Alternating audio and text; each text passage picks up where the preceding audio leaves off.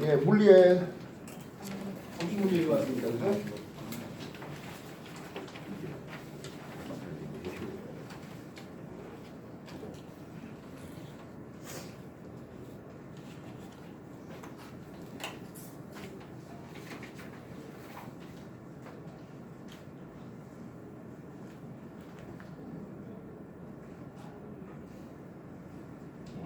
이렇게 그 질량체 M1, M2 사이에 또 다른 질량체 M3를 이렇게 두었는데요. 그 어느 쪽으로도 끌려가지 않는 평형점이 이제 존재하는데 여기 이게 어디 있는지 구하래요. 일단 이 천체에 그 끌리는 힘을 계산해보면 중력 상수 G 곱하기 거리를 R이라고 하면 R하고 알파 마이너스 R이라고 하면 알파 마이너스 R의 제곱에다가 M2, M3가 되고요.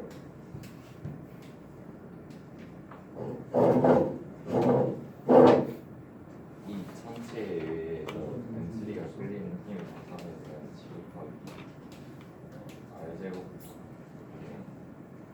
M1, M3가 돼가지고 이거 해보면 그러면은 M2 곱하기 R의 제곱에다가 M1 R 제곱 마이너스 2 알파 M1 R에다가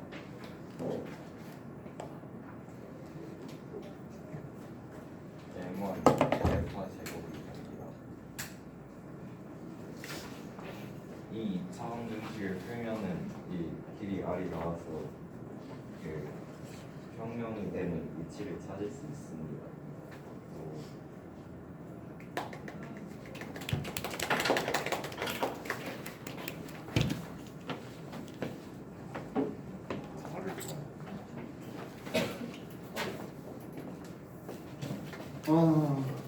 자, 이 문제 두 개의 질량체 사이에 중력이 제로가 될 만한 곳이 어디 있겠습니까? 하는 거예요.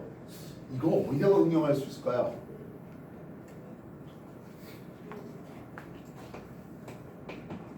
지구에서 달에 가는 방법이 여러 가지 있을 거예요. 어떻게 하면 될까요? 바람 타가지고 지구에서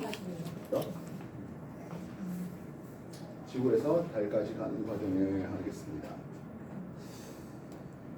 그냥 달이 이 정도 위치에 있을 때 지구에서 이렇게 출발해서 달이 공전해서 올 때 도착하면 될 것 같습니다. 그죠? 예, 연료 소모량은 제일 많으나 가장 짧은 시간 만에 갈 수 있는 그런 방법이 될 것 같네요. 뭐 다른 달 탐사선이 가는 거는요. 여러분들 그 호반 궤도는 그저께 한번 공부하고 온 것 같습니다. 지난주 또는 지난주 하면서 이렇게 돌다가 이제 요런 실제로 이제 이렇게 잡고 궤도를 올려가는 거예요. 이렇게 가면 연료 소모량은 적어요. 시간은 많이 걸려요. 사람을 태우고 이렇게는 안 되겠죠. 그래서 사람을 태우고 직접 가는 이런 방법, 즉 1969년에 아폴로 계획을 통해서 유인 탐사를 달에 했습니다. 그렇다면 지구 중력과 달의 중력이 서로 상쇄될 만한 그런 장소를 골라야 될 것 같네요. 지구의 질량을 라제로 쓰면 달의 질량 얼마 됩니까? 아니면 약 81분의 m 됩니다. 이해했어요? 중력이라는 게 거리 제곱에 반비례하겠고, 그리고 질량의 곱에는 비례하는 것을 볼 수 있습니다. 질량비가 1대 81분의 1, 81대 하니까 결국엔 이게 9R 대 R대는 여기가 중력이 제로가 되는 점이다 할 수 있겠습니다. 이해됐어요? 네. 그래서 지구 중력을 이기기 위해서 연소를, 가스 분출 통한 연소를 계속적으로 해야 됩니다. 이 점을 지나면 어떻게 됩니까? 달의 중력이 가속화시킬 수 있습니다. 이제는 오히려 엔진 분사할까지는 달에 처박힙니다. 그러면 어떻게 해야 돼? 예, 달 중력 방향과 반대 방향의 분사를 해야 되겠죠. 오. 너무 빠른 속력이면 달에 착륙이 아니라 그냥 처박히는 거예요. 물론 그냥 쳐박겠다 하는 목적이면 상관없습니다. 그럼 엔진 부사 계속해서 빠른 속력으로 빵 붙이게 하면 됩니다. 과거 연대논수도 그랬고 고대논수도 외부 소행성이 날라오는 걸 달로 한번 막아볼래 하는 그런 프로젝트가 있었다 했습니다. 기억나십니까? 네. 그런 거면 상관없는데 사람을 달에 착륙시키려면 천천히 말 그대로 안착시키려고 하면 요 점을 넘어서부터는 이제 달의 중력에 의해서 가속을 받아 속력이 점점점 빨라질 테니까 그거를 완화시키기 위해서 반대 방향 분사를 해야 되는 그런 쪽에다가 사용해야 되는 내용이 될 것 같네요. 반면 무인 탐사라면 뭐 굳이 그럴 필요는 전혀 없지 않겠냐 하겠습니다.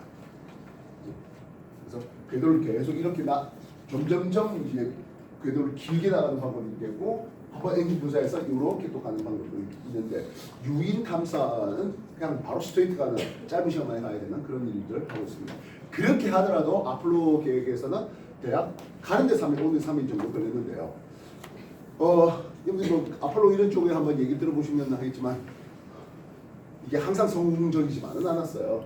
물론 아폴로 11호가 달에 처음 인류가 발 디뎠다 했는데 그 앞에 프로젝트들은 뭐 실패한 프로젝트들도 있고 그리고 무인 탐사를 통해서 달 궤도까지 한번 가보는 뭐 이런 여러 가지 얘기들이 있었습니다. 그리고 아폴로 11호 이후에 되돌아오는데 그 되돌아오는 탐사정이 좁아요. 널찍한 뭐 그런 SF 영화에서 보듯이 그런 큰 우주 전함이 된 건 아니거든요. 그러다 보니까 배변했던 똥이 그 우주선 내에 떠돌아다니는 뭐 그런 일이 벌어졌던 그런 역사도 있습니다. 어쨌든 빠른 시간 만에 특정 천체를 가야 될 때는 직접 다이렉트 가는 그런 방법을 해야 되겠고 중력이 서로 상쇄되는 지점 그리고 이거는요 여기 물리 문제를 공부하다 보면 전하를 띠는 두 입자가 전기력이 상쇄되는 전기장이 제로가 되는 지점 또는 도선을 놔두고 그 도선에 의한 자기장이 상쇄되는 지점 하면서 꽤 다양한 문제로 여러분한테 소개되는 그런 내용인 것 이해되겠습니다. 네. 뭐 또 다른 서울대 논술 문제 과제해가지고 나 이렇게 좀 생각해봐요 하는 거 뭐 있을까요? 그 마지막 그 지구과학 쪽인가요? 예. 예. 너무 쉬운 거긴 한데. 예, 뭐 어때요? 발표한 사람이 발표한 사람입니다.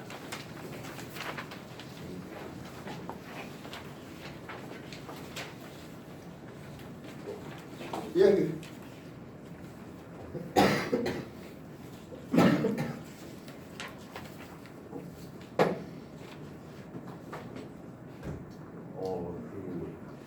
마지막 문제 이게 여러 이 현상 이게 2-3번에 대륙공은 1대 시간 규모와 10에서 km 정도의 수평 분력을 갖고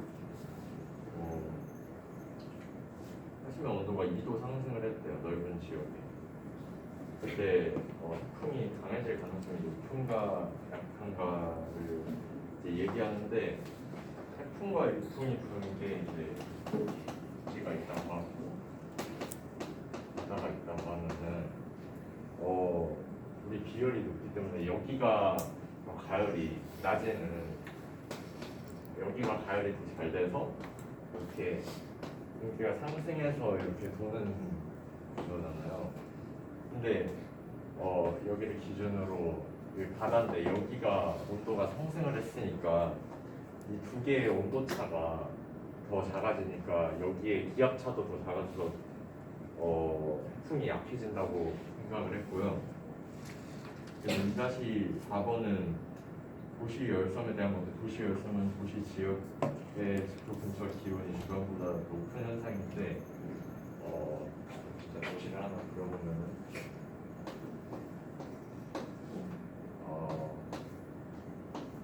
이렇게 있는 도시 지역인데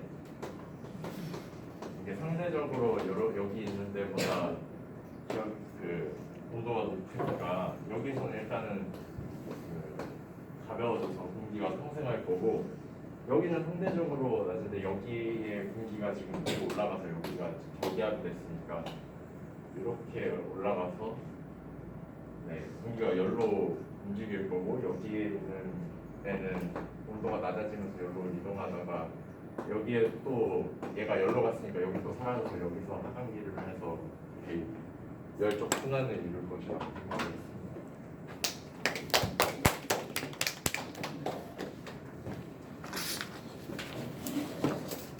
네, 요즘 화두가 많이 되고 있는 것들 중에 하나가 도시가 너무 뜨겁다 하는 내용이죠. 진짜. 예, 도시 잘 그릴 것 같습니다, 그죠? 예. 그래서 도시 쪽에서 가야 되다 보니까 주변으로 공기들이 도시 쪽으로 들어와요. 예, 도시 쪽에서 상승하고요. 그 상승된 공기는 또다시 이런 순환세를 보게 됩니다. 결국엔 오염물질들이 계속 도시로 유입되고 있는 이런 상황. 그리고 먼지가 또 하늘을 이렇게 만들고 그런 상황에 대해서 여러 학자들이 걱정하고 실제로 서울이라든지 뭐 각종 대도시들이 이런 걸로 인해서 환경 오염 물질들이 대두되고 있죠. 열 순환에 의한 뭐 그런 내용들. 그래서 도시가 저압되고 되겠다. 그럼 이걸 막아주기 위해서 뭐가 필요할까요? 이걸 이유를 알았습니까? 원인을 알았습니까? 이거를 계속 방치할 수는 없잖아요. 그럼 도시공학자라든지 또는 각종 시 행정을 담당한 사람들은 어떤 걸 해야 이런 순환, 앞의 순환구를 해야 될까요? 이걸 막을 수 있을까요? 도시를 시키자 하면서 도시에다가 뭐 냉각수를 계속 뿌린다 뭐 이럴 수는 없잖아요. 뭐가 필요할까요?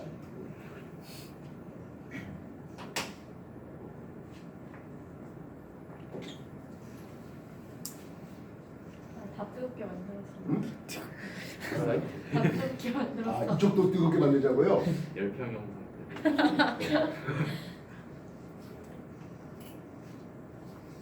뭐 다른 데서 드라이스 틀고 하고 이걸 냉각시켜 이럴 수는 없는 일이고, 그죠?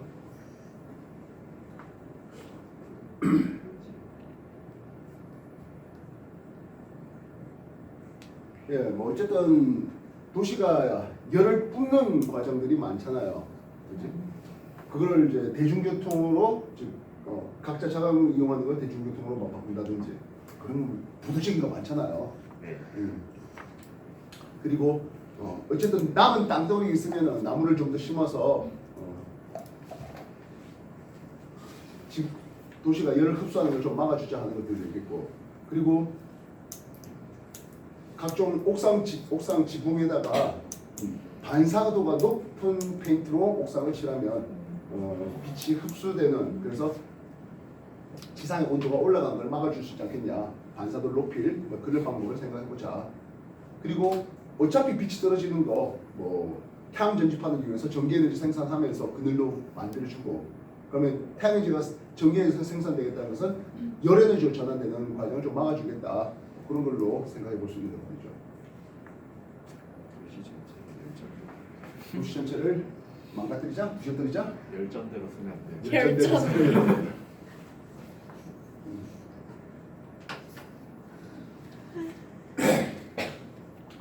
그래서 뭐 그런 쪽에서 내가 뭐 좀 이 도시를 좀 뭐 할까? 좀 깨끗하게 만들 방법을, 좀 더 안전하게 만들, 또는 자연과 좀 친화적인 방법을 내가 좀 찾고자 한다. 그런 과정에 대해서 나 공부하다가 뭐 과거에서 좀 그런 히든 좀 더 얻어서 뭐 우리나라에 도움을 좀 주고 싶다. 뭐 괜히 그렇게 뭐 말 한번 썰어보는 거죠. 다른 설명 좀 해보겠다 하시는 거 있을까요? 에이 또 맨날 나왔던 사람만 하시는데, 예, 그래도 해봅시다. 신났다. 아 이건 발판 그랬지. 몇 시에요? 집중순환 집중순환 여기 기억 3.3적이라고 써있네요. 어떻게 이만큼이? 화 잘하세요 파파가 되게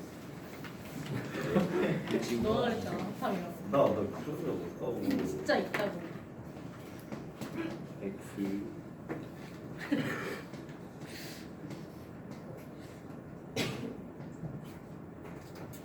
아 오비탈.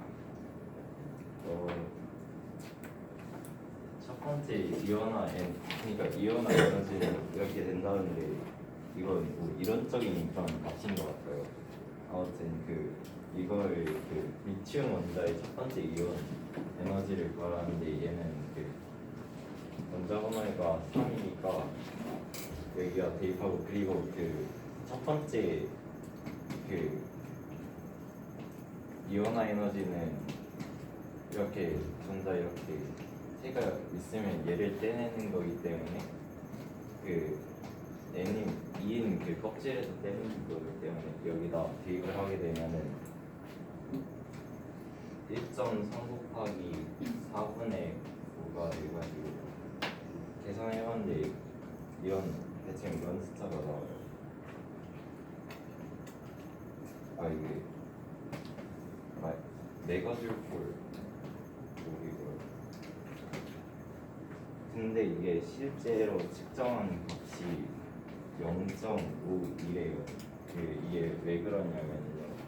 이걸 그냥 이렇게 계산하게 되면은 여기 있는 두 전자를 무시하고 그냥 이 전자를 떼어내는 것만 생각한 거기 때문에 실제로 이 전화량이 더 실제 값보다 더 크게 느껴져가지고 이렇게 훨씬 큰 숫자가 나옵니다.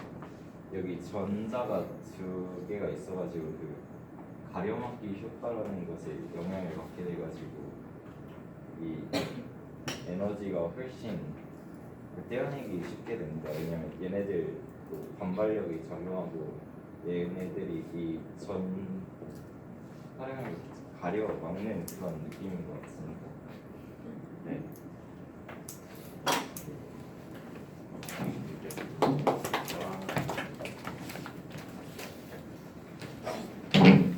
예, 이거는 여러분도 구하고 보호가 100여 년 전에 했던 거 우리도 같이 연습을 시켜봤던 기억이 있습니다. 새로운 친구들은 언젠가 또 한 번 더 해야 되지 않겠냐 하는데요. 그죠?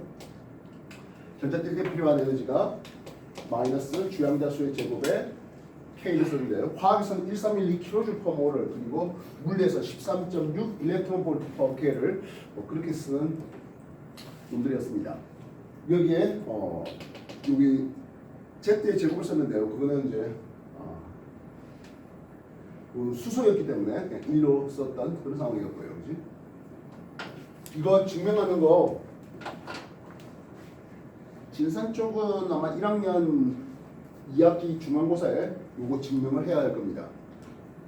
그 증명하는 과정은 보호가 했던 100년 전에 했던 것들과 또 같이 한번 했던 기억들이 있을 것입니다. 그래서 해보셔야 될 바라고요.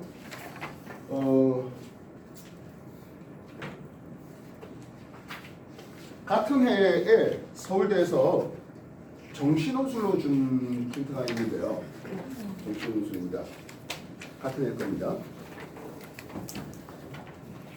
빨리 넘겨주세요. 문제를 읽어보면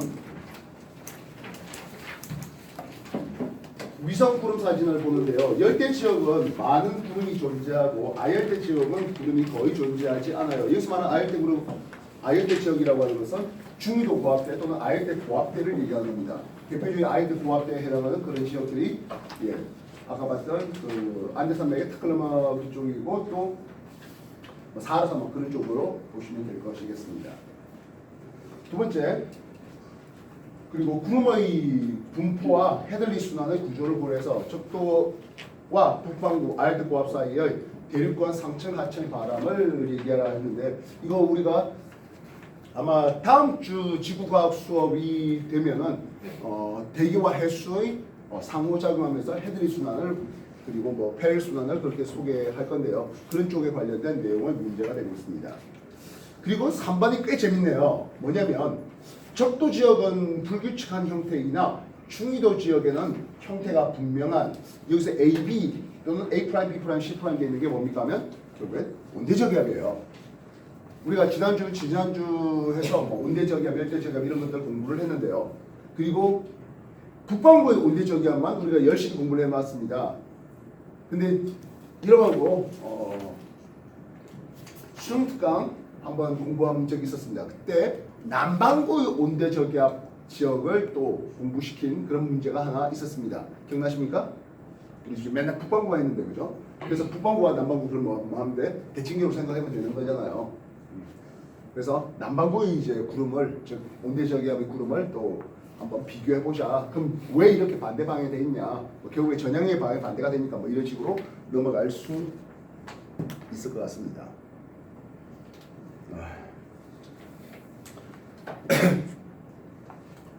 그래서 우리가 지금까지 뭐 공부한 그런 것들 그리고 이런 인공위성 사진은 예전에는 뭐 쉽게 얻어볼 수는 없던 그래서 뭐 그냥 TV에서 가끔 인공위성 기상 사진을 보여주는 뭐 그런 거였다면 지금은 우리가 그냥 쉽게 굳이 뭐 기상청 홈페이지가 아니라 그냥 포털 사이트에 눌러주면 뭐 인천 지역의 어떤 구름 사진들 쉽게 얻어낼 수 있습니다. 그런 사진들을 내가 뭐 몇 주간 몇 달간 보면서 인천 지역의 계절에 따라서 구름이 또는 뭐 이런 것들 봤다, 연구해봤다. 그리고 그런 거에 대해서도 역시 마찬가지 학교생들하고 의논도 해봤고 과학 동아리에서 이런 사진들 여러 개 슬라이드 해가지고 어떻게 움직여 나가는지 그거를 순차적으로 뭐 예를 들어서 뭐 3시간 간격으로 찍어서 움직이는 거 봤다. 뭐 이런 식으로 또 얘기들을 만들어 볼 수도 있지 않을까 싶습니다. 어쨌든 이런 것들이 남들과 좀 다른 그런 그리고 일상생활에서 얻어낼 수 있는 여러 현상들을 접목한 그런 과제들을 좀 찾아줬으면 하는 거죠. 물론 뭐 그거하고 상관없는 정말 고자본 뭐 들어가는 입자가속기 그런 것들도 있겠습니다만은 그죠? 그냥 왜 갑자기 비가 저렇게 훅 내릴까? 왜 날씨가 맑았다 갑자기 소낙성 비가 나오면서 우산 내가 펴주면서 한 개 더 사야 되느냐? 그리고 실제로 우산 사고 나왔더니 에라 조금 있다가 비가 또 그치면 그래서 또 PC방에서 이제 한 게임 하다가 나왔는데 우산도 놔두고 왔는 뭐 그런 일들이 반복되는 거에 대해서 왜 이런 내가 돈 쓰게 만드느냐 그에 대해서 연구를 해보니까 이런 일들이 있었다. 온대저기압이 이렇게 지나가면서 또는 이제 여름 되면 그지 스콜성 강우가 떨어지는 뭐 이런 거에 대해서 난 이런 거 좀 공부해봤다. 그런 것들 좀 연결해 보면 어떨까 하는 생각입니다.